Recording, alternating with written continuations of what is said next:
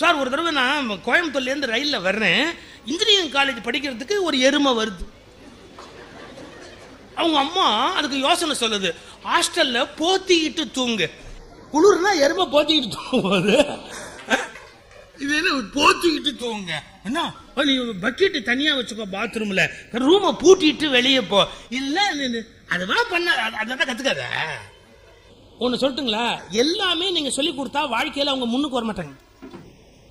அவங்களா கத்துக்கணும். they must learn by themselves. அவங்களா கத்துக்கணும், அப்பதான் அவங்க முன்னுக்கு வருவாங்க. என்னுடைய நண்பர் ஒரு பேச்சாளர், நான் பேர் சொல்ல விரும்பல, அவரு கார் வாங்கினார் சார். கார் வாங்கினாரே ஒழிய டிரைவரை ஓட்ட விட மாட்டார் சார். பாவம் அந்த டிரைவர் முன் சீட்ல உட்கார்ந்து இருப்பாங்க சார், இவர் பின் சீட்ல இருந்து அவனை ஓட்டுவார் சார்.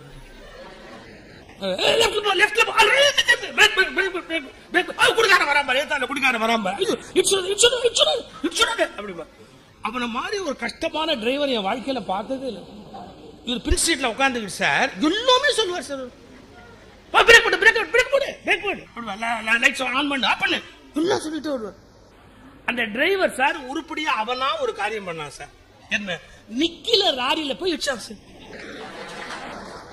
அதாவது லாரி நிக்குது, இவன் நேரா போய் டம்னு விட்டான் சார். அவன் வாழ்க்கையில அவன் ஒரிஜினலா பண்ண ஒரே காரியம் அது.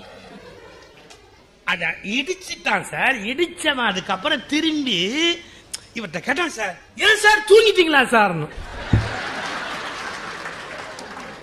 அதான் டாப். அவரு அழுது கட்டவனே லாரியில போய் இடிச்சு அவன் சொன்னான் பாருங்க, நீங்க சொல்லுவீங்கன்னு எதிர்பார்த்தேன் சார், நீங்க சொல்லுவீங்க நான் எதிர்பார்த்தேன் சார், நீங்க ஒண்ணுமே சொல்ல உள்ள போய் டம்னு விட்டுட்டேன், நீங்க தானே சொல்லணும் லாரியில மோதாதேன்னு சொன்னா நான் மோதி இருப்பேன் கேட்டான். அன்னைக்கு வாய முன்னவர் என் ஃப்ரெண்ட், அதுக்கப்புறம் வாயே சரி. எல்லாமே நீங்க சொல்லிக் கொடுக்க முடியுமா அந்த உலகத்துல? எந்த சூழ்நிலையிலும் கொஞ்சம் பிராட் திங்கிங் இருக்கணும். ஒரு மனுஷன் மகிழ்ச்சியா இருக்கணும், சந்தோஷமா இருக்கணும் அப்படின்னா சின்ன சின்ன விஷயங்கள்ல போய் மைண்ட் லாக் ஆயிடக்கூடாது. நான் இப்ப பாக்குறேன் எல்லாருமே அவசியம் இல்லாத சின்ன விஷயங்களை பெரிய பிரச்சனையாக்கி குடும்பங்கள்ல அமைதியை இழக்கிறாங்க. இப்ப நாங்க வந்து திருநெல்வேலி பக்கம், தஞ்சாவூர் பக்கம், நாங்க வந்து திருநெல்வேலி சைவ பிள்ளைமார். தஞ்சாவூர் எனக்கு ஜாதியில் நம்பிக்கை கிடையாது, நான் என் ஜாதியில பொண்ணு கொடுக்கல, நான் எல்லாத்தையும் ஓப்பனா சொல்லிடுறேன். எனக்கு ஜாதியில் நம்பிக்கை கிடையாது, ஆனா சொல்லணும்ல விவரம், அதுக்காக சொல்றேன். நாங்க திருநெல்வேலி சைவம், தஞ்சாவூர் சைவம் ஒண்ணு இருக்குது. தஞ்சாவூர் சைவமும் திருநெல்வேலி சைவமும் அப்பப்போ கொடுத்துருப்பாங்க, கொடுத்துக்குவாங்க. ஆனா கொடுத்ததுக்கு அப்புறம் சண்டை போடுவாங்க. ஏன்னா தாலி வேறையா இருக்கும், தாலி டைப் வேற, அப்புறம் மாப்பிள்ளை சீர் கொஞ்சம் வேற, முறுக்கு சைஸ் வேற. இவங்க வந்து 3 சுத்து, அவங்க 6 சுத்து, ஏதோ கணக்கில். அப்படி தஞ்சாவூர் சைவமும் திருநெல்வேலி சைவமும் சம்பந்தம் பண்ணாங்க சார். ஒரு கிழவி கெட்டு விட்டு, அது என்ன முறுக்கு இப்படி வைக்காங்க, நாம எல்லாம் 6 சுத்து வைப்போம், 3 சுத்து வைப்போம். நான் சொன்னேன் 2 முறுக்கா தின்னு, இது முறுக்கு சைஸ் ஒரு பெரிய விஷயமா? நாங்க எல்லாம் மாப்பிள்ள வந்தா 2 ஸ்வீட் வைப்போம், இதெல்லாம் ஒரு கணக்கு சொல்லுவாங்க. மாப்பிள்ள வந்தா 2 ஸ்வீட் வைப்போம், நீங்க எல்லாம் 1 ஸ்வீட் வைப்பீங்க. ஒரு ஸ்வீட்டே கெடுதல். இப்ப இருக்கிற டயபெட்டிக் விஷயத்துக்கு 1 ஸ்வீட்டே வைக்கப்படாது, பாதி ஸ்வீட் தான் எல்லாருக்குமே வைக்கணும். 2 ஸ்வீட் வைப்போம், நீங்க 1 ஸ்வீட் வைக்கிறீங்க. சின்ன சின்ன இஷ்யூஸ வந்து பெருசாக்குவாங்க. உறவுகள் மேம்பட அப்படின்னு வேதாத்ரி மகரிஷி சொன்ன கருத்துக்களை தொகுத்திருக்காங்க. ஒரு 18 பாயிண்ட் நீங்க படிக்கணும். அதுல ஒரு பாயிண்ட் சொல்றார், அற்ப விஷயங்களை பெரிதுபடுத்தாதீர்கள். நல்ல மகிழ்ச்சியா இருக்கணுமா, குடும்பம், உறவு, நட்பு எல்லாம் இருக்கணுமா, அற்ப விஷயங்களை பெரிதுபடுத்தாதீர்கள். சின்ன விஷயத்தை பெருசுபடுத்தக்கூடாது சார். இப்ப ஆம்பளைங்க வேஷ்டி கட்டும் போது சார் கரை இந்த பக்கம் லெப்ட்ல வச்சு கட்டுவோமா? சில பேர், நான் அப்படி கட்டுறேன். சில பேர் வேஷ்டி கட்ட சொன்னா ரைட்ல வச்சு கட்டுவாங்க, இந்த கரை இப்படி ரைட்ல வரும்படியா கட்டுவாங்க. இது பெரிய வித்தியாசமா? எழுதிருக்காங்க சார். தர்மபுரம் மடத்துக்கு திருவாவூர்துறை மடத்துக்கு என்ன வித்தியாசம்னா, இவங்க இடது பக்கம் வேஷ்டியை வச்சு கட்டுவாங்க, அவங்க வலது பக்கம் வேஷ்டியை வச்சு கட்டுவாங்க. இது என்ன பெரிய அத்வைதமா துவைதமா? என்ன பெரிய பாழா போச்சு? சாமியார் வேஷ்டியை கட்டுவோம், கோமணத்தோட அலையணும். வலது பக்கம் கட்டினா என்ன, இடது பக்கம் கட்டினா என்ன ஒரு பெரிய விஷயமா? அது இடது பக்கம் கட்டுவோம். நாங்க மொட்டை அடிச்சு சாமியாரா இருப்போம், இவங்க ஜடாமுடி வச்சு சாமியாரா இருப்போம். மழித்தலும் நீட்டலும் வேண்டா, உலகம் பழித்தது ஒதுக்கி விடும் திருவள்ளுவர் எழுதுறாரு. நீ மொட்டை அடிச்சா என்ன, ஜடாமுடி வச்சா என்ன, ஒழுக்கமா இருந்தா எங்களுக்கு போதும். பல சாமியார் அது முடியலன்றான். அதை தவிர பாக்கி எல்லாத்தையும் பேசுன்ற. ஒழுக்கமா இருடா, அவ்வளவுதான் நமக்கு வேண்டியது. சன்னியாசினா ஒழுக்கமா இருக்கணும், அவ்வளவுதான் எங்களுக்கு வேண்டியது இல்லையா? மற்றதெல்லாம் பெரிய விஷயமா? எங்க சம்பிரதாயம் எப்படி, எங்க சம்பிரதாயம் எப்படி? சாரி, இந்த அதாவது சொசைட்டியோட சோசியல் ஹார்மனி நீங்க மெயின்டைன் பண்ணணும்னா ரிலிஜன், காஸ்ட் இதுல இருக்கிற சின்ன சின்ன விஷயங்களை பெருசா எடுத்துக்கூடாது. அதெல்லாம் ஒரு பெரிய விஷயமே இல்லை. இப்ப எங்க சம்பிரதாயம் எப்படி, எங்க சம்பிரதாயம் எப்படி, எங்க மரபு எப்படி, அதெல்லாம் பெரிய விஷயமே கிடையாது. வி.கே. ராமசாமி உங்களுக்கு தெரியுமில்ல, சினிமா ஆக்ட் பண்ணுவார் வி.கே. ராமசாமி. அவரும் எழுத்தாளர் சாண்டில்யன் இருந்தார். ரெண்டு பேரும் பெஸ்ட் ஃப்ரெண்ட்ஸ். இங்க சாண்டில்யன்ங்கிற எழுத்தாளரை எத்தனை பேருக்கு தெரியும்னு எனக்கு தெரியல. ஒரு காலத்துல கடல் புறா, காண்டீபம் இதெல்லாம் எழுதி குமுதம் பத்திரிகையே அவருக்காகத்தான் வித்துது. அவர் வயசுக்கு சம்பந்தம் இல்லாம செக்ஸியா எழுதுவார் சாண்டில்யன். அதான் அவருடைய நேச்சர். குடுமி வச்சிருப்பார் ஐங்க சாண்டில்யன். அவரும் வி.கே. ராமசாமியும் வடா போடான்னு பேசிக்கிற ஃப்ரெண்ட்ஸ் ரெண்டு பேரும், அவ்வளவு க்ளோஸ் ரெண்டு பேரும். ஒரு நாள் சாண்டில்யன் வி.கே. ராமசாமி வீட்டுக்கு போறார். இத நானா கற்பனை பண்ணி சொல்லல, படிச்சு சொல்ல. சாண்டில்யன் ஒரு மீட்டிங்ல பேசி நான் கேட்டது என்னுடைய ஏர்லியர் டேஸ்ல லைஃப்ல. சாண்டில்யன் வி.கே. ராமசாமி வீட்டுக்கு போறாரு. ராமசாமி சொன்னார், வாயா வாயா, நல்ல நேரத்துக்கு வந்த, இன்னைக்கு ஒரு கல்யாண நிச்சயதார்த்தத்துக்கு போயிட்டு இருக்கிறேன், வரியா போவோம், அங்கேயே ராத்திரி சாப்பிட்டுருவோம், வா போலாம். இவரு சரி எங்க போலாம் அப்படின்னு கார்ல போய் இறங்கிட்டாங்க. 7 ஆச்சு, 7:30 ஆச்சு, 8 ஆச்சு. சாப்பிட கூப்பிட்டாங்க, போனாங்க, சாப்பிட்டாங்க. 8:30 ஆச்சு, 9 ஆச்சு. நிச்சயதார்த்தம் நடக்கவே இல்லை. சாண்டில்யன் கேட்டாரு, ஏன்பா இன்னும் நிச்சயதார்த்தம் நடக்கல? அது நடக்கும்னு தோணல, வா வீட்டுக்கு போலாம்னு. ராமசாமி கேட்ட உடனே என்னாச்சு அப்படின்னாரு. இல்லப்பா, எல்லாம் முடிச்சு நாங்க பேச ஆரம்பிக்கும் போதுதான் ஒரு சிக்கல் ஆகி போச்சு. நாங்க ரெண்டு பேரும் கொஞ்சம் ஜாதி வெவ்வேறுங்கிற விவரம் இப்பதான் தெரிஞ்சது, எப்படி தாம்பூலம் மாத்துறதுன்னு நாங்க நிறுத்திட்டோம் அப்படின்னா. என்ன வெவ்வேறு? மன்னிச்சுக்கோங்க, நான் புரிய வைக்கிறதுக்காக சொல்றேன், இல்ல நான் ஜாதி சொல்ல மாட்டேன், நான் புரிய வைக்கிறதுக்காக சொல்றேன். ரெண்டு பேரும் செட்டியார்னு போட்டுக்கிறாங்க, வாணிப செட்டியார்னு போட்டுக்கிறாங்க. அந்த சாண்டில்யன் கேட்கிறார், நீ வாணிப செட்டியார், அவங்களும் வாணிப செட்டியார், அப்புறம் என்ன ஜாதி வெவ்வேறுன்னு சொல்றேன். அப்போ ஒரு வார்த்தை சொன்னாரா, இல்லப்பா, பொண்ணு வீட்டுக்காரன் ஒத்த மாட்டு வாணிபம், மாப்பிள்ளை வீட்டுக்காரன் ரெட்ட மாட்டு வாணிபம், நாங்க எப்படி சம்பந்தம் பண்றதுன்னு சண்டையாகி போச்சப்பா, நிறுத்திட்டோம். சாண்டில்யன் சொன்னார், ஒண்ணு அவனை ஒரு மாட்டை வித்துற சொல்லு, இல்ல நீ ஒரு மாட்டை வாங்கிக்க. இதுக்கு போய் கல்யாணத்தை நிறுத்துறேங்கிற அறிவு அவனுக்கு சொல்லிட்டு சாண்டில்யன் ஒரு கேள்வி கேட்டார். இப்ப யாருமே மாடு வச்சு வாணிபம் பண்ணல. ஒரு காலத்துல ஒத்த மாட்டு வாணிபம், ரெட்ட மாட்டு வாணிபம்னு காசிசம் இருந்ததுல நியாயம் இருக்கு. ஒரு மாடு வச்சிருப்பாங்க, 2 மாடு வச்சிருப்பாங்க. இப்ப எல்லாருமே லாரி வச்சுதான் வியாபாரம் பண்றாங்க. லாரியில கொள்முதல் பண்றான், லாரியிலே வித்துக்கிட்டு இருக்கிறான், கொண்டு போய் விற்கிறான். இப்ப நீ இப்ப மாட்டை வச்சுக்கல, அவனும் மாட்டை வச்சுக்கல. என்னப்பா இத போய் ஒரு பெரிய விஷயமா? கூப்பிடு, பொண்ணு வீட்டுக்காரனை கூப்பிடு, மாப்பிள்ளை வீட்டுக்காரனை கூப்பிடுன்னு சாண்டில்யன் பேசி அந்த கல்யாணத்தை முடிச்சு வச்சார். எதுக்கு சொல்றேன்? இப்ப பாருங்க, ஒரு சின்ன விஷயத்தை பெருசாக்கி அந்த கல்யாணத்தை நிறுத்தலாமான்னு பாக்குறேன். இதுவாது பரவாயில்ல, கல்யாணம் ஆனதுக்கு அப்புறமே வர புருஷ முன்னாடி சின்ன விஷயத்தை பிரச்சனையாகி வெளியிடுறாங்க. இதெல்லாம் ஒரு பெரிய விஷயமே கிடையாது. முன்ன எப்பவும் விட இப்ப டைவர்ஸ் ரொம்ப ஜாஸ்தி. இப்ப நாங்கெல்லாம் பொண்டாட்டி பிள்ளையா வாழலையா? பிடிக்காதுதான், வாழல. யாருக்கு? அவங்களுக்கு என்ன பிடிக்காதுதான். நான் சரியா சொல்லலையோ? ரொம்ப 10% இந்த ஈருடல் ஓர் உயிர்ன்றதெல்லாம் அந்த புழுகு, ஆகாச புழுகு, அயோக்கியத்தனமான புழுகு, அதெல்லாம் சான்ஸே கிடையாது. சும்மா கொஞ்சம் முன்ன பின்ன இருக்கும், அவ்வளவுதான். ஏதோ ஒண்ணு இதை நீங்க வேற ஏதாவது ஆல்டர் பண்ணலாம் நினைச்சா அதை விட ஆபத்தா போய் முடியும். இது பெட்டர், இருக்கிறது பரவாயில்லன்னு காலத்தை விட்டு கம்முன்னு போக வேண்டியதுதான். அதை விட்டு நீங்க வேற யோசிச்சீங்கன்னா சார், இப்ப பாருங்க, ஒரு சின்ன விஷயம் முன்ன பின்ன இருந்தா சேர்ந்து வாழ மாட்டேங்கிறாங்களே. எல்லாம் 10% இந்த உலகத்துல அமையுமா? இங்க நல்லா யோசிச்சு பாருங்க. Is it practically possible? எப்படி சார் அமையாது? பொய் சார், சான்ஸே கிடையாது. ஒரு மேரேஜ் நம்புவீங்களா பாருங்க, அவங்க பை பர்த் வெஜிடேரியன்ஸ், சைவம் சாப்பிடுற குடும்பம் ஆச்சுங்களா.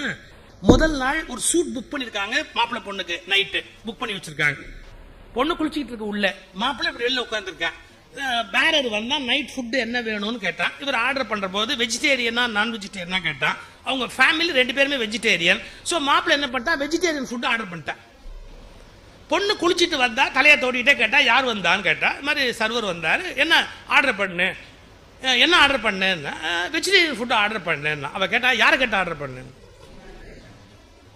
ஏன் நான் நான் வெஜிடேரியன் சாப்பிடுவேன் அப்படின்னு.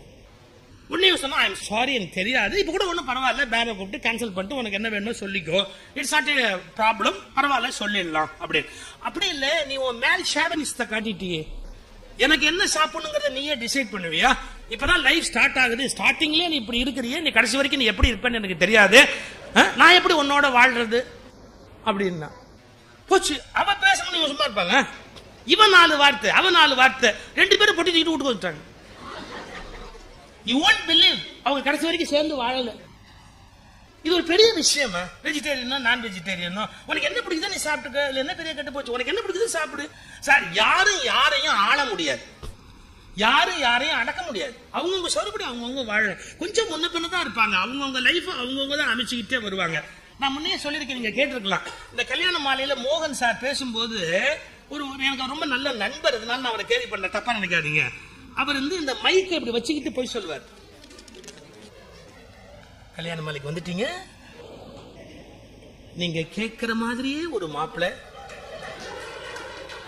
இதை விட ஒரு பொய் உலகத்தில் இருக்கவே முடியாது. நீங்க கேட்கிற மாதிரியே ஒரு மாப்பிள்ளை கண்டிப்பா அப்படி நம்புறாப்லயே சொல்லுவார் சார். நீங்க கேட்கிற மாதிரியே ஒரு மாப்பிள்ளை கண்டிப்பா உங்களுக்கு கிடைப்பாங்க. அப்புறம் அந்த பொண்ணு மாப்பிள்ளை வீட்டுக்காரன் வருவான் பாரு, அவன் சொல்லுவாங்க, கல்யாண மாலைக்கு வந்துட்டீங்க, நீங்க எதிர்பார்க்கிற மாதிரியே ஒரு பொண்ணு உங்க லைஃப்ல நிச்சயமா அமைவாங்க. ஏன் சார் இவர் என்ன ஃபேக்டரியா வச்சிருக்காரு, மோல்டு பண்ணி ஊத்தி கையில கொடுக்கறதுக்கு? 23, 24 வயசு ஒரு வீட்டுல வளர்ற பொண்ணு, 25, 26 வயசு யார் வீட்லயும் வளர்ற ஒரு பையன், எப்படி சார் 2 பேரும் எதிர்பார்க்கிற மாதிரியே இருப்பாங்க? எதிர்பார்க்கிற மாதிரி எவனுக்குமே அமைஞ்சது இல்லை, யாருக்குமே அமைஞ்சது இல்லை. அப்படியெல்லாம் அமைஞ்சுட்டா அது வாழ்க்கை இல்லை.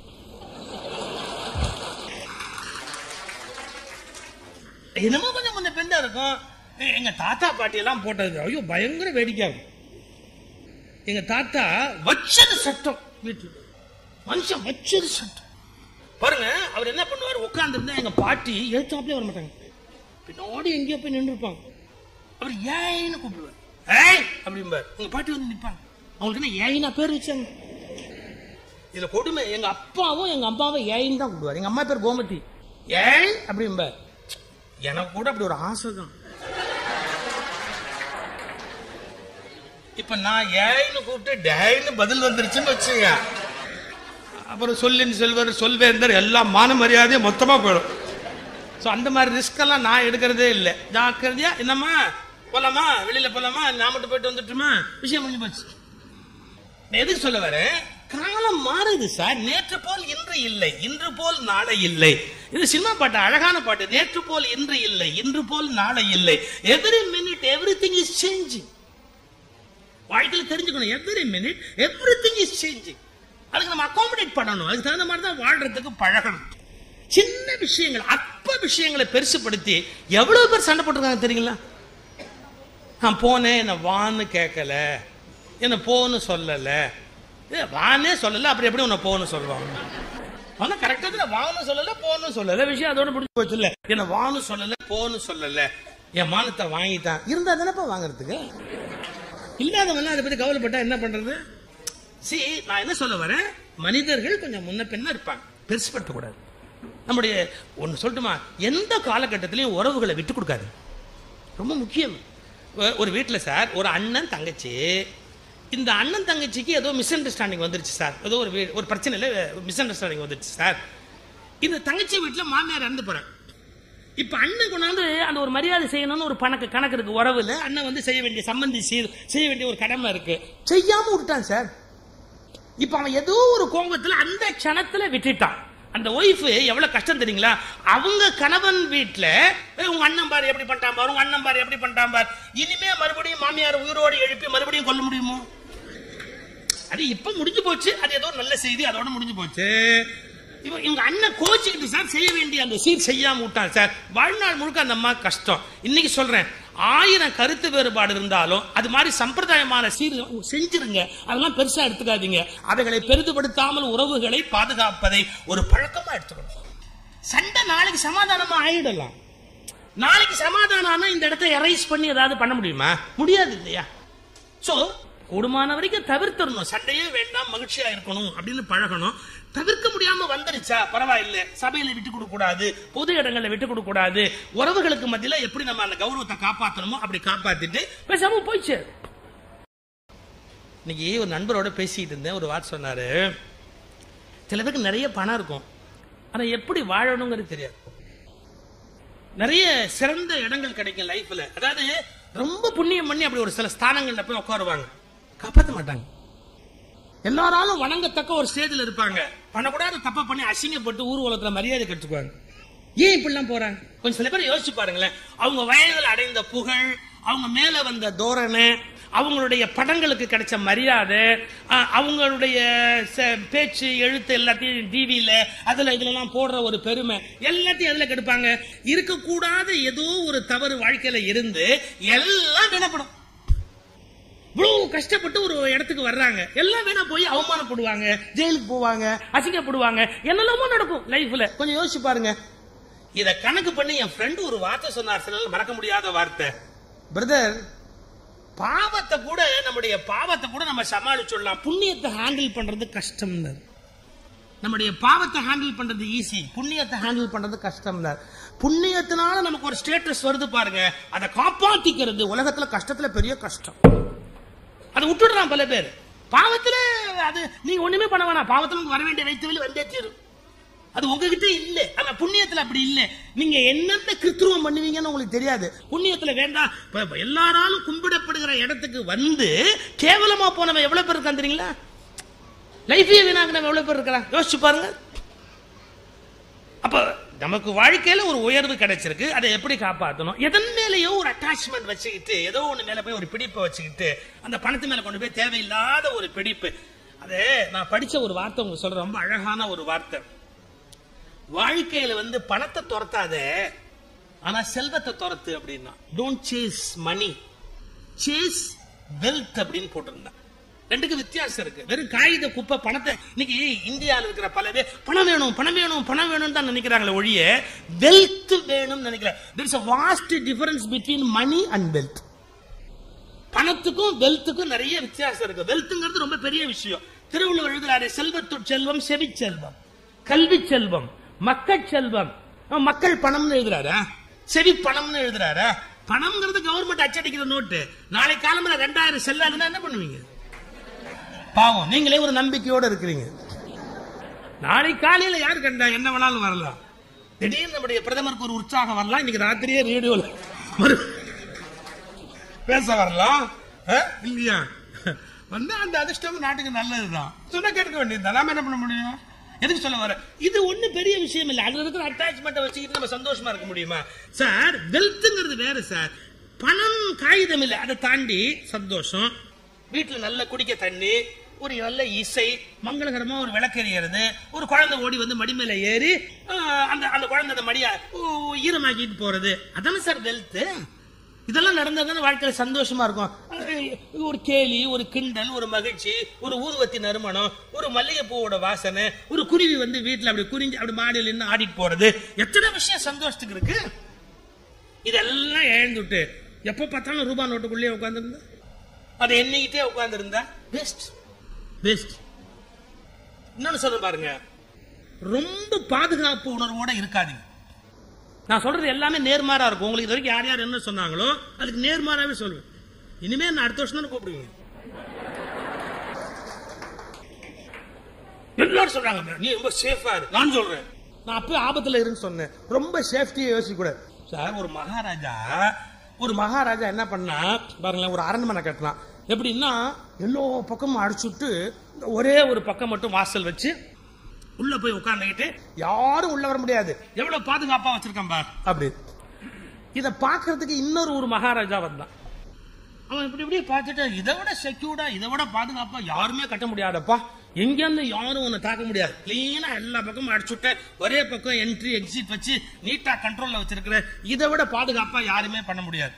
அப்ப அங்க சாமியார் சொன்னா, நீ இதையும் அடிச்சு விடுறான், இதையும் அடிச்சுட்டா அதுக்கு சமாதின்னு பேர், அதுல இருந்தா இன்னும் பாதுகாப்பா இருக்கலாம். அதே அடிச்சுட்டு உட்காந்து வேண்டியதானே சார். எல்லா பக்கமும் ஜன்னல் வச்சு திறந்து வச்சாதான் அது வாழ்க்கையை ஒழிய எல்லாத்தையும் சாத்திக்கிட்டு உட்கார்ந்தா அது வாழ்க்கையா? ஜன்னல் இருக்கணும், ஜன்னல் வழியா காத்து வரணும் சார். ஜன்னல் திறந்திருக்கணும், ஒரு அங்க வாசல்ல பூக்கிற மகிழம்பூவோட வாசனை வீட்டுக்குள்ள வரணும். அதுல வாழ்க்கை திறந்திருக்கணும். சேஃப்டி சேஃப்டி சேஃப்டின்னு எல்லாத்தையும் மூடிக்கிட்டு பாதுகாப்பா உள்ள உட்கார முடியுமா? இல்லையா? இயற்கையோடு சேர்ந்து வாழ்வதில் இருக்கிற மகிழ்ச்சி வேற எதுலயா இருக்க? வீட்டுல உட்கார்ந்து போது ஒரு பூனை வந்து இப்படி தேய்ச்சிட்டு போகும் காலில், எவ்வளவு பெரிய ஒரு சந்தோஷ வாழ்க்கை. எங்க வீட்டுல ஒரு நாய் வளர்த்து சார், நாயின்னு சொல்லக்கூடாது சார், அந்த நாய் வந்து 4 கால் நண்பர், எங்களுடைய 4 கால் நண்பர்.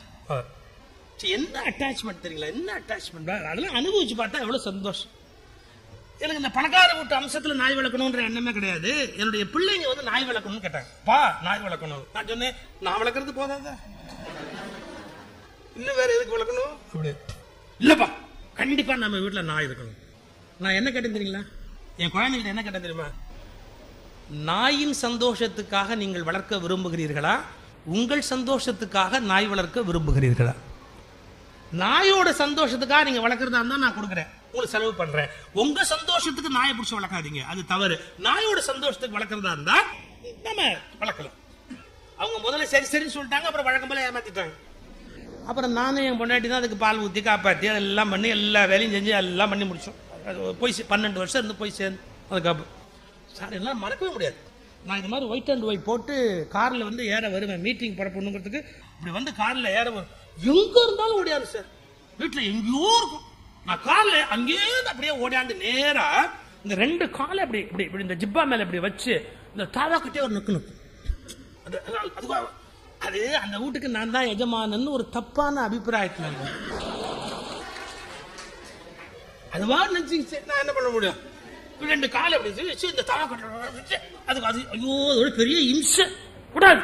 ஆனா நான் அதுக்காக என்ன பண்ணுவேன், படி இறங்கி வரும்போதே மாடியிலேருந்து வருவேன், இறங்கி வரும்போதே என் ஒய்ஃப்ட கேட்பேன், அம்மா நான் கட்டிட்டியா அப்படின்னு.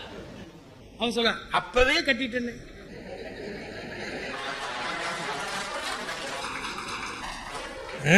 என்ன நாயினதுல உங்களுக்கு இவ்வளவு சந்தோஷம் இல்ல? கோயில்பட்டியில கூட்டு வச்சு எனக்கு ஒரு பட்டம் கொடுக்குறீங்கல்ல, நான் தான் அப்பவே கட்டிட்டேன்னு. அதுக்கு மேல ஒரு பஞ்சடிப்பா. ஆனாலும் சார் என்னால மறக்க முடியாது அதனுடைய அன்பு, அந்த நாயோட அன்பு, பூனையோட அன்பு, வீட்டுல ஒரு குருவி பறந்து போறதுல இருக்கிற சுகம், இதெல்லாம் வாழ்க்கை சார். மகிழ்ச்சி, மகிழ்ச்சிங்கிறது வந்து வெறும் பணத்துல இல்ல, வெல்த். இதெல்லாம் நம்ம வீட்டுக்குள்ள நான் வீடு கட்டுறேன்னு சொல்லி நம்முடைய ஜி.கே. சுந்தரம், லட்சுமி மில்ஸ் அதிபர் ஜி.கே. சுந்தரம் ஐயாட்ட போய் கிரகப்பிரவேச அழைப்பு கொடுத்தேன். ஐயா புது வீடு கட்டி கிரகப்பிரவேசம் பண்ண போறோம். அவர் என்ன கட்டுறாரு தெரியுங்களா? நான் வீடு கட்டி இருக்கிறேன், கிரகப்பிரவேச அழைப்புன்னு கொடுத்த உடனே அவர் சொன்னாரு, அதுல காக்காய்க்கும் வீடு கட்டி இருக்கீங்களா? எப்படி? அதுல காக்காய்க்கும் வீடு கட்டி இருக்கீங்களா அப்படின்னா, வீட்டுல மரம் வச்சிருக்கியான்னு கேக்குறாரு. அதுல காக்காய்க்கும் வீடு கட்டி இருக்கீங்களா? அப்புறம் சொன்னாரு, கட்டுங்கோ, காக்காய்க்கு குருவிக்கு அணிலுக்கு எல்லாம் இருக்கிற மாதிரி வீடு கட்டுங்க. எனக்கு அப்ப அது அருமை தெரியல சார், அவர் சொன்ன போது. அப்புறம் தான் தெரியுது, ஏன் நம்ம பிள்ளைங்க எல்லாம் போனதுக்கு அப்புறம் பேச்சுவார்த்தைக்கு யாருமே இல்லை, இதுக்கெல்லாம் இருந்தாதான் ஏதோ வண்டி ஓடும். கல்யாணம் தான் பொம்பளை பிள்ளைங்க போயிடுது அது பாட்டுக்கு, எப்பவாது பேரம்பேத்தி வருது, வந்தாலே வசூலோட தான் போகுதுங்க. வெறும் கையோட வருதுங்க, பையோட போகுதுங்க, கையோட வருதுங்க, பையோட போகுதுங்க. என்னமோ போட்டோம், நம்ம என்ன பண்ண போறோம், சம்பாதிச்சு வாரிட்டா போறோம். எதுக்கு சொல்ல வரேன், இந்த குருவி, நாய், பூனை எல்லாத்தோட சேர்ந்த மனுஷன் வாழ வேண்டாமா? அவர்களும் நம் குடும்ப உறுப்பினர்கள். உங்கள் ரேஷன் அட்டையில் அவர்கள் பெயர் இல்லை என்றாலும் அவர்களும் சேர்ந்ததுதான் உங்கள் குடும்பம் என்பதில் நினைவிருக்க வேண்டும். எல்லாம் 2 சம்பவம் சொல்றேன் உங்களுக்கு. நான் பஸ்ல போன சம்பவத்தை.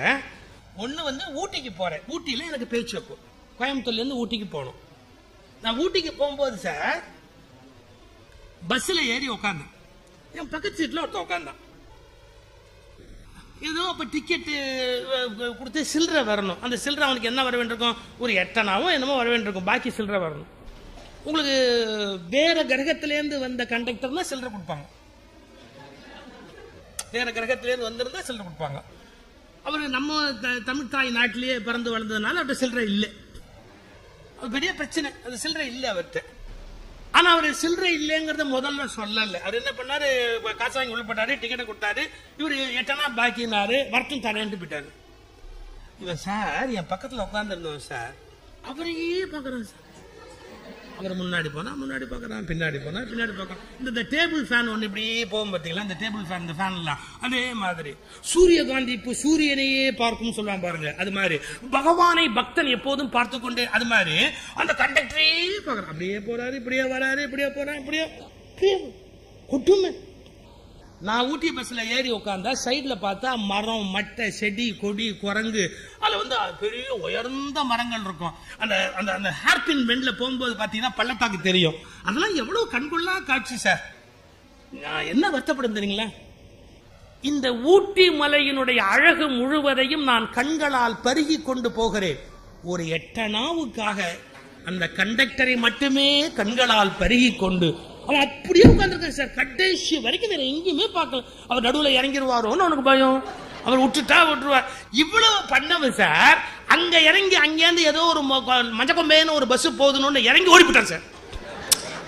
இங்க இவ்வளவு நேரம் அவருக்காக தவம் இருந்தவன் இறங்கும் போது ஒரு பஸ்ஸை பார்த்தா பாத்தீங்களா, டப்புன்னு அப்படி ஓடிவிட்டான். நான் அப்பதான் நினைச்சேன், 8 ஊட்டி அழகையே கெட்டுட்டு. எவ்வளவு மனிதர்கள் தெரியுமா ஒரு சின்ன ஒரு விஷயத்துல மனசை கொண்டு போய் வச்சுட்டு அனுபவிக்க வேண்டிய பெரிய விஷயங்களை அனுபவிக்க மாட்டாங்க. ஒரு வீட்டுக்கு என்ன சாப்பிட கூப்பிட்டாங்க. எனக்கு ஒரு நல்ல பழக்கம், யார் கூப்பிட்டாலும் வருவேன். வேணா ட்ரை பண்ணுங்க, கூப்பிட்டு பாருங்க. அப்படி கூப்பிட்டா போனேன். நான் உட்காந்துருக்கேன். ஒரு போன் வந்தது. அப்பெல்லாம் இந்த போன், ஹேண்ட் போன் தான் போய் பேசும். என்ன கூப்பிட்டாரு பார்த்தீங்களா, ஒரு பெரிய பணக்காரர். அவர் போய் அந்த போன் பேசிட்டு வந்து ஒரு மாதிரி உருன்னு ஆயிட்டார். 5 லட்சம் ரூபாய் நஷ்டம், 5 லட்சம் ரூபாய் நஷ்டம், 5 லட்சம் ரூபாய் நஷ்டம். 5 லட்சத்துக்கு நான் சாப்பிட மாட்டேன். யாராவது படம் எடுக்கிறேன்னு அவர்கிட்ட வாங்கிட்டு போனா சாப்பிட்டுருவான். 5 லட்சத்தை ஒரே நாளில் சாப்பிட்டுருவான். எனக்கு புரியல, எனக்கு 5 லட்சம் ரூபாய் நஷ்டம், 5 லட்சம் ரூபாய் நஷ்டம்ன்றாருன்ட்டு. அப்புறம் மறுபடியும் இன்னொரு ஃபோன் வந்து அரேஞ்ச் பண்ணார் பாருங்க. அவங்க வீட்டம்மா அங்கேருந்து வந்து ஜூஸ் கொண்டாந்து வச்சாங்க. என்னம்மா சொல்றாரு, 5 லட்சம் ரூபாய் நஷ்டம். அந்த அம்மா சொல்லிச்சு பாரு, அது ஒரு பைத்தியங்கிற. அந்த மாதிரி சொன்னா கரெக்டா இருக்கும். மற்றவங்க சொன்னா டவுட் வரும் நமக்கு. அதுக்கு கூடவே இருந்து கவனிச்சிருக்குல்ல, அது ஒரு பைத்தியம். என்ன சொல்லுங்க. அவங்க சொன்னாங்க, சார் இவர் ஒரு கான்ட்ராக்ட் எடுத்து எல்லாம் ஒரு வியாபாரம் பண்ணார் சார். இவருக்கு 1 கோடி வரணும் சார். அதுல லாபம் 1 கோடி வரணும். இவருக்கு கொடுமை பாருங்க, 95 லட்சம் தான் வந்தது. 1 கோடி வரணும், 95 லட்சம் தான் வந்தது. அன்னையிலேருந்து 5 லட்சம் நஷ்டம், 5 லட்சம் நஷ்டம், 5 லட்சம் நஷ்டம்னு புலம்பிய உயிரை விடுறாரு ஒழிய இவர் என்ன சார் பண்றது? ஏன் சார் 95 லட்சம் வந்தது தெரியல சார், வராத 5 லட்சம் அந்த பாடுபடுத்துது சார். வராத 5 லட்சம், 5 லட்சம் நஷ்டம், 5 லட்சம். இதான் மனுஷனுடைய வாழ்க்கையில. கையில் கிடைத்தவற்றை கொண்டாட தெரியவில்லை, எது கிடைக்கவில்லையோ அதற்காக திண்டாட தெரிகிறதே ஒழிய கிடைத்தவற்றை கொண்டாட தெரியவில்லை. We are blessed, really we are blessed. எவ்வளவு வகையில் we are blessed தெரியுங்களா? ஒரு ஹியூமன் ரிசோர்சஸ் ட்ரெய்னர், மனிதவள மேம்பாட்டு நிபுணர், அவர் ஒரு கிளாஸ் எடுத்தார். ஒரு முறை நான் பேசுறேன், இன்னொரு நிபுணர் கிளாஸ் எடுக்கிறார். அது நடந்தது ஒரு சம்பவத்தில். அவர் எப்படி கிளாஸ் எடுக்கிறாருங்கிறதுக்காக நான் கூட நின்று வாட்ச் பண்றேன். இவர் கிளாஸ் எப்படி ஹேண்டில் பண்றார் அப்படின்னு. சார் அவர் என்ன பண்ணாரு பாருங்க, 2 ஒயிட் ஷீட் கொடுத்தாரு. எல்லாத்தையும் 2 ஒயிட் ஷீட் கொடுத்துட்டு, இந்த ஒயிட் ஷீட்ல உங்க பிளஸ் எழுதுங்க, உங்க மைனஸ் எழுதுங்க. உங்களுக்கு லைஃப்ல பிளஸ் இருக்கும், மைனஸ் இருக்கும். பிளஸ் எல்லாம் ஒரு ஷீட்ல எழுதுங்க, மைனஸ் எல்லாம் ஒரு ஷீட்ல எழுதுங்க அப்படின்னு ஷீட் கொடுத்தாரு. நிறைய பேர் வந்து மைனஸ் நிறைய எழுதி இருக்கிறான், பிளஸ் கம்மியா எழுதி இருக்கிறான். தனக்கு பிளஸ் லைஃப்ல கம்மி அப்படின்னு அவர் எல்லாத்தையும் இப்படி படிச்சாரு. எல்லாம் படிச்சுட்டு அங்க வந்திருந்த ஒருத்தர் ஒண்ணுமே எழுதல, பிளஸ் எழுதல. அவர் பேப்பர் எம்டியா கொடுத்தார். அப்படி எம்டியா கொடுத்தார். மைனஸ்ல ஏகப்பட்டது எழுதி இருக்கிறாரு, ஆனா பிளஸ்ல ஒண்ணுமே எழுதல. இது இப்படி இப்படி திரும்பி பார்த்துட்டு, சார் அந்த ட்ரெயினர் பயங்கர போல்டு சார். ஒரு கேள்வி கேட்டார், சார் உங்களுக்கு மேரேஜ் ஆயிடுச்சா? அவர் சொன்னார், ஆச்சு. இப்போ உங்க ஒய்ஃப் யாரோட இருக்காங்க? அதாவது எனக்கு அப்படியே கை கால் நடுங்கி போச்சு. இப்போ உங்க ஒய்ஃப் யாரோட இருக்கிறாங்க? அவங்க அறிவு இருக்கா சார்? என்ன கேள்வி சார் நீங்க கேக்குறீங்க? ஒய்ஃப் என்னோட தான் இருக்கிறாங்க. அது உங்களுக்கு பிளஸ்ஸா தெரியலையா? உங்க மனைவி உங்களுடைய 25 வருஷமா வாழ்ந்து இருக்கிறது ஒரு பிளஸ் உங்களுக்கு தெரியலையா? நம்மளை நம்பி, நம்மளை மதிச்சு, நம்மளை ஏற்றுக்கொண்டு ஒரு நபர் வாழுகிறார்கள் என்றா அது எவ்வளவு பெரிய பெருமைன்னு உங்களுக்கு புரியலையா? அதை நீங்க யோசிச்சு பார்க்க மாட்டீங்களா? எழுதுங்க சார். கல்யாணம் 25 வருஷம் ஆச்சு, இன்னும் என் மனைவி என் கூட இருக்கிறாங்க. எழுதுங்க சார். அடுத்த வாசி என்ன? உங்க பையன் எந்த ஜெயில இருக்கான்? இல்ல விளையாடுறீங்க, அவன் ஏன் ஜெயில இருக்கான்? என் பையன் ஜெயில இல்லாம வீட்டுல இருக்கிறான், அதை விட பிளஸ் இந்த உலகத்துல என்ன வேணும்? எழுதுங்க சார். நீ ஒன்னொன்னு அப்படி சொல்ல சொல்ல சொல்ல எனக்கு அப்படியே ஷாக்கா இருக்கு. எழுதுறீங்களா? நமக்கு என்னென்ன கிடைத்திருக்கிறது என்பதனுடைய அருமை நமக்கு தெரியல சார். நம்ம எவ்வளவு பிளஸிங்ஸ் வச்சிருக்கிறோம், எவ்வளவு ஆசீர்வதிக்கப்பட்டோமோ அப்படிங்கிறது நமக்கு தெரியல. எல்லாமே நமக்கு கொடுக்கப்பட்டிருக்கு பல விஷயங்கள், ஆனா நமக்கு தெரியல. கொடுக்கப்படாத ஒரு சின்ன பகுதி, அதே பார்த்துக்கிட்டு எனக்கு இல்ல எனக்கு இல்ல எனக்கு இல்ல எனக்கு இல்ல. தவறு இல்லையா? ஒரு சின்ன விஷயத்துல மைண்ட் லாக் ஆகி அதுலயே கஷ்டப்பட்டுக்கிட்டே இருந்தா அது எப்படி வாழ்க்கையா? இன்னொரு முறை நான் ஊட்டிக்கு போறேன் பாருங்க, அப்போ பஸ்ல அப்படி அவசரமா போய் பஸ்ல ஏற போறேன். எனக்கு ஒரு பெரிய அதிர்ச்சி. என்ன அதிர்ச்சின்னு கேட்டா, ஃப்ரண்ட் சீட் எல்லாமே புக் ஆயிடுச்சு, எல்லாம் உட்காந்துட்டாங்க. இந்த லாஸ்ட் ரோ 6 பேர் உட்கார்றதுக்கு பாருங்க, அதான் காலியா இருக்கு. நான் பொதுவாக அதை விரும்ப மாட்டேன், ஏன்னா தூக்கி போடும். தேவலோகத்துக்கும் பூலோகத்துக்கும் தேவலோகத்துக்கும் பூலோகத்துக்கும் போயிட்டு வர்றது ரொம்ப கஷ்டம். இது எப்படி அதுல உட்காந்து வருது, நமக்கு பெரிய கஷ்டமாச்சு அப்படின்னு நினைச்சிட்டு நமக்கு சௌரியப்படாது அப்படின்னு நான் பஸ்ஸை விட்டு இறங்குறேன். நான் இறங்கும் போது முன்ரோல இருந்து ஒருத்தர் பார்த்துட்டார். அவர் என்ன பார்த்து கூப்பிடாரு. நான் இந்த அளவு அப்போ பாப்புலர் கிடையாது. டிவில எல்லாம் வந்ததுக்கு அப்புறம் தான் பாப்புலாரிட்டி வரும், அது முதல்ல வருமா என்ன? அப்போ கிடையாது. ஆனா அவருக்கு எனக்கு தெரியுது கோயம்புத்தூர்காரு, அதனால சார் சார் சார் நீங்க வாங்க, நீங்க சுகிஷ் வந்தா நீங்க வாங்க, உட்காருங்க சார், என் சீட்ல உட்காருங்க சார், ஃப்ரண்ட்ல உட்காருங்க. நான் அடுத்த பஸ்ல வரேன், எனக்கு ஒன்றும் பெரிய வேலை இல்லை, அடுத்த பஸ்ல வரேன். அவருக்கு ஒருவேளை அதே பஸ்ல வந்தா எனக்கு டிக்கெட் வாங்க வேண்டி இருக்குமோன்னு கவலை. ஏன்னா பெருவாரியான பேச்சாலும் ஓசியிலேயே தான் டிராவல் பண்ணுவோம். அந்த டிரைவர் என்ன பண்ணிட்டாரு, நான் அடுத்த பஸ்ல வரேன்னு இறங்கிட்டார் அவர். நான் உட்காந்துட்டேன் ஃப்ரண்ட்ல உட்காந்து. இந்த பஸ் புறப்படுது சார். பஸ் புறப்படும் போது அந்த லாஸ்ட் சீட்டு காலியா இருக்கான்னு திரும்பி பார்த்தா எனக்கு ஒரு ஷாக். நியூலி மேரிடு கப்பிள் ஒன்னு வந்து பஸ்ல ஏறாங்க, இந்த லாஸ்ட் சீட்ல வந்து ஏறாங்க. நீங்க ஒண்ணு யோசிக்கிறீங்க, நியூலி மேரிட்னு உனக்கு ரொம்ப ஜோசியம் தெரியுமா? எனக்கு தெரியும். நீங்க எல்லாருமே ஐடென்டிஃபை பண்ணலாம். கொஞ்சம் கூட இடைவெளி வராம இப்படி வந்தாங்கன்னா நியூலி மேரிட்னு. பொண்ணு முன்னாடி போய் பையன் பின்னாடி வந்தா இன்னும் கல்யாணம் ஆகல, ஃபாலோ பண்றான்னு அர்த்தம். நீ வந்தாவா வர்றாட்டி சனி நின்று முன்னாடி போனான்னா கல்யாணம் 4-5 வருஷம் ஆச்சுன்னு அர்த்தம். இன்னும் உங்களுக்கு எத்தனை வருஷம்னு தெரியணும் அப்படின்னா, எத்தனை அடி இடைவெளியோ அத்தனை வருஷம் அவங்களுக்குள்ள கல்யாணம் ஆகி முடிஞ்சு போச்சு. வேணா நாளைக்கு ஒன்று இன்ச்சு டேப்போட போய் பஸ் ஸ்டாண்ட்ல நின்று பாருங்க, இதெல்லாம் கரெக்டா நீங்க கணக்கு பார்க்கலாம். இல்ல ஒரு PhD பண்ணலாம் ஆச்சுங்களா. அது நியூலி மேரிடு கப்பல் ஆச்சுங்களா. அது வந்து ஊட்டி பஸ்ல வந்து ஏறு. நான் நினைச்சேன், ஐயோ அது லாஸ்ட் பஸ், மேல மேல தூக்கி போடும், ஐயோ கஷ்டமா இருக்குமே, உட்காடுறாங்களே நினைச்சிட்டேன். அந்த ஒவ்வொரு ஹேர்பின் பெண்டு வரும் பாத்தீங்களா, இந்த ஹேர்பின் பெண்டு ரொம்ப சொல்லக்கூடாது. அவங்க எங்கேயோ போயிட்டாங்க. நீங்க யோசிக்கிறீங்க, இதெல்லாம் நீ ஏன் பார்த்த? நான் என்ன அவ்வளவு மட்டமான ஆளா? உங்களுக்கு எல்லாம் சொல்ல வேண்டி இருக்கும்னு நான் பார்த்தேனே ஒழிய, இல்லைன்னா நான் அதெல்லாம் பார்த்திருக்கவே மாட்டேன். நான் ஏன் நான் பார்க்க போறேன்? ஐயோ, அவங்களுக்கு அந்த ஒவ்வொரு ஹேர்பின் பெண்டும் எவ்வளவு சௌரியம் தெரியுங்களா? அவங்க அந்த டிரைவருக்கு கோயில் வச்சு கும்பிடுவாங்க போல இருக்கு. அவங்களுக்கு அவ்வளவு சௌரியமா இருக்கு ஆச்சுங்களா. நான் போய் இறங்கின உடனே நான் பாக்குறேன், இதுங்க ரெண்டும் இறங்குறதுக்கு முன்னாடி அந்த லாஸ்ட் சீட்டை தொட்டு அப்படி கும்பிட்டு எனக்கு அப்படியே பொறி தட்டி ஒரு வினாடி யோசிச்சேன். அந்த லாஸ்ட் சீட்டு நரகம் என்று நான் விளக்கினேன். அதான் நரகம்னு நான் விளக்கினேன், அதுதான் சொர்க்கம்னு அவங்க சாதிக்கிறாங்க. நான் அப்பதான் ஒரு முடிவுக்கு வந்தேன், சொர்க்கமும் நரகமும் ஒரு பஸ்ஸின் கடைசி சீட்டில் இல்லை. ஒரு பஸ்ஸின் கடைசி சீட்டில் கடைசி சீட்டு இருப்பதே பெரிய விஷயம் இல்லைங்களா? இல்ல நம்முடைய அரசு போக்குவரத்து பஸ்ல கடைசி சீட்டு இருக்கிறது பெரிய விஷயம் இல்லையா? இப்ப இப்படி சொல்லட்டுமா, ஒரு சொர்க்கமும் நரகமும் ஒரு பஸ்ஸின் கடைசி சீட்டில் இல்லை. கடைசி சீட்டில் கடைசி சீட் மட்டும்தான் இருக்கிறது. சொர்க்கமும் நரகமும் அவரவர் அபிப்பிராயத்தில் இருக்கிறது. அவங்களுக்கு அது சொர்க்கம், எனக்கு அது நரகம். இந்த ஹைலி பிலோசாபிக்கல் டிராவல் அந்த லெவலுக்கு நீங்க போயிட்டீங்கன்னா அப்புறம் வாழ்க்கையில வருத்தப்படுறதுக்கு என்ன இருக்கு? ஒண்ணுமே கிடையாது. நம்ம அபிப்பிராயம்